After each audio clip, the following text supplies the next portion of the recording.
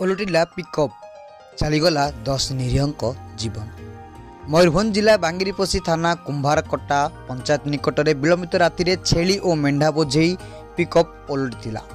बेआईन भाव पिकअप रे बोझे होइतिबा 28टी छेली और मेढ़ा मध्यरु घटनास्थल में 10टी छेलीर मृत्यु होइतिबा देखा मिली। खबर पाई स्थानीय लोक मैंने छेली मेढ़ा नहीं जावाई उद्यम करुवा बेले घटनास्थल में झारपोखरिया पुलिस पहुंची परिस्थिति नियंत्रण करथिला। पर क्रेन साहाय्य पिकअप उठाइला। तेबे मध्यरात्रि बांगिरीपोषी पुलिस घटनास्थल पहुंची निज अंचल दाबी करी पिकअप भ्यान सहित मृत और जीवित छेली थाना को नहीं जावा तथा देखा मिली।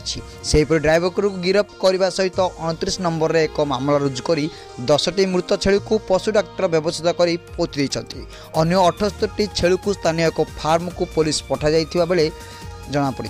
अंपटे विभिन्न समय झारपोखरिया और बांगिरीपोषी थाना अंचल बेआईन गोरु और छेरी चोराचारण होता बेले पुलिस जानी न पारिबा घटना साधारण सन्देह सृष्टि करिछि। मात्र दुर्घटना पर घटना सामना को आसवा सहित पुलिस गुमर फिटुछि बोली आलोचना होइछि। बांगिरीपोषी थाना इन्स्पेक्टर अशोक कुमार पही कहते स्थानीय हाटरू माई छेली और मेढ़ागुड़िक किणी यह बाहागर भोजी जाउथिला।